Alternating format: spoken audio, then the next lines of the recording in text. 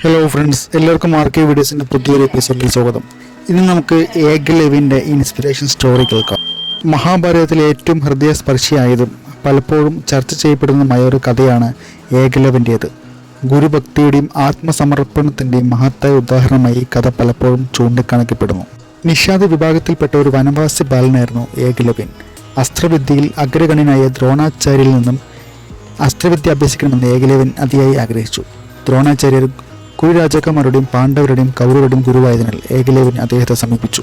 വിനയത്തോടെ നിന്ന ഏകലവ്യൻ്റെ കഴിവുകൾ ദ്രോണാചാര്യർക്ക് മനസ്സിലായി. എന്നാൽ ഒരു നിഷാദനായ ഏകലവ്യനെ ശിഷ്യനെ സ്വീകരിക്കാൻ ദ്രോണാചാര്യർക്ക് കഴിഞ്ഞില്ല. അക്കാലത്തെ സാമൂഹിക നിയമങ്ങൾ അതിന് അനുവദിച്ചിരുന്നില്ല. കൂടാതെ അർജുനനാണ് ലോകത്തിലെ ഏറ്റവും വലിയ വെല്ലുവിളിയാകുമെന്ന് താൻ വാക്ക് കൊടുത്തിട്ടുണ്ടെന്നും ഏകലവ്യനെ ശിഷ്യനാക്കിയാൽ ആ വാക്ക് ലംഘിക്കപ്പെടുമെന്നും ദ്രോണർ ഭയപ്പെട്ടു. അതിനാൽ ഏകലവ്യനെ ദ്രോണാചാര്യർ ശിഷ്യനാക്കാൻ വിസമ്മതിച്ചു. ഇത് കേട്ട് ഏകലവ്യൻ നിരാശനായെങ്കിലും അദ്ദേഹത്തിൻ്റെ ആഗ്രഹം കെട്ടുപോയില്ല. ദ്രോണാചാര്യരിൽ നിന്ന് പഠിക്കുമെന്ന തൻ്റെ ലക്ഷ്യത്തിൽ ഏകലവ്യൻ ഉറച്ചു നിന്നു. ആചാര്യർ തന്നെ ശിഷ്യനായി സ്വീകരിച്ചില്ലെങ്കിലും ഏകലവ്യൻ അദ്ദേഹത്തെ തൻ്റെ ഗുരുനാഥനായി മനസ്സിൽ പ്രതിഷ്ഠിച്ചു. ദ്രോണാചാര്യരുടെ ഒരു മൺപ്രതിമ നിർമ്മിച്ച് അതിനെ ഗുരുസ്ഥാനത്ത് പ്രതിഷ്ഠിച്ചു. ദിവസവും ആ പ്രതിമയെ വണങ്ങി സ്വന്തമായി അസ്ത്രവിദ്യ അഭ്യസിക്കാൻ ഏകലവ്യൻ തുടങ്ങി. അതിരാവിലെ ഉണർന്ന് കാടിൻ്റെ നിശബ്ദയിൽ ഏകലവ്യൻ സ്വയം അസ്ത്രവിദ്യ പരിശീലിച്ചു. കുട്ടികൾ സ്വയം തിരുത്തി. നിരന്തരമായ പരിശ്രമത്തിലൂടെയും അർപ്പണബോധത്തിലൂടെയും അദ്ദേഹം ഒരു മികച്ച വെല്ലുവിളിയായി മാറി.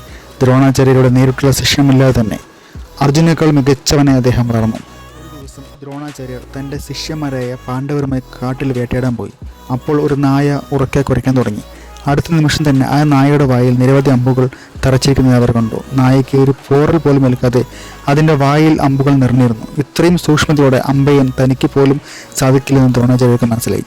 ഇതാരാണെന്ന് അന്വേഷിച്ചു പോയപ്പോൾ അവർ ഏകലവ്യനെ കണ്ടുമുട്ടി. താൻ ദ്രോണാചാര്യയുടെ ശിഷ്യനാണെന്നും ഏകലവ്യൻ പറഞ്ഞു. അത് കേട്ട് ദ്രോണാചാര്യ അത്ഭുതപ്പെട്ടു. ഏകലവ്യനെ ശിഷ്യനാക്കിയിട്ടില്ലല്ലോ എന്ന് ദ്രോണാചാര്യർക്ക് സംശയമുണ്ടായി. അപ്പോൾ ഏകലവ്യൻ താൻ സ്ഥാപിച്ച മൺപ്രതിമ ദ്രോണർക്ക് കാണിച്ചു കൊടുത്തു. ആ പ്രതിമയെ ഗുരുവാക്കി താൻ സ്വയം അഭ്യസിക്കുകയായിരുന്നുവെന്ന് ഏകലവ്യൻ വിശദീകരിച്ചു. അർജുനനാണ് ലോകത്തിലെ ഏറ്റവും വലിയ വെല്ലുവിളിയാകുമെന്ന് താൻ നൽകിയ വാക്ക് ലംഘിക്കപ്പെടാൻ സാധ്യതയുണ്ടെന്ന് ദ്രോണാചാര്യർക്ക് മനസ്സിലായി. അർജുനന്റെ സ്ഥാനത്തിന് ഏകലവ്യൻ ഒരു വെല്ലുവിളിയാകുമെന്നും അദ്ദേഹം പറയുന്നു. അതിനാൽ ദ്രോണാചാര്യർ ഏകലവ്യനോട് ഗുരുദക്ഷിണ ആവശ്യപ്പെട്ടു.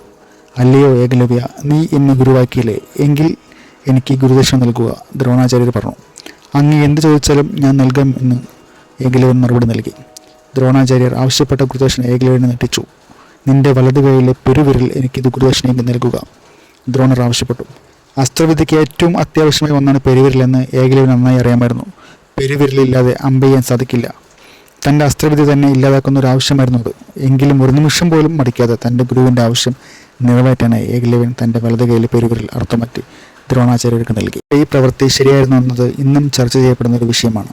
വാക്ക് പാലിക്കുന്നതാണോ കഴിവുകളെ പ്രോത്സാഹിപ്പിക്കുന്നതാണോ ധർമ്മം എന്ന ചോദ്യം ഈ കഥ ഉയർത്തുന്നു. ഏകലവ്യനെ കുറിച്ചുള്ള ഈ ഇൻസ്പിറേഷൻ സ്റ്റോറി നിങ്ങൾക്ക് ഇഷ്ടമായെന്ന് കരുതുന്നു. മഹാഭാരതത്തിലെയും മറ്റ് ഇൻസ്പിറേഷൻ സ്റ്റോറികളും ആവശ്യമുണ്ടെങ്കിൽ കമൻറ്റ് ചെയ്യുക. ഈ ചാനൽ ഇഷ്ടമായി സബ്സ്ക്രൈബ് ചെയ്യുക. Thank you.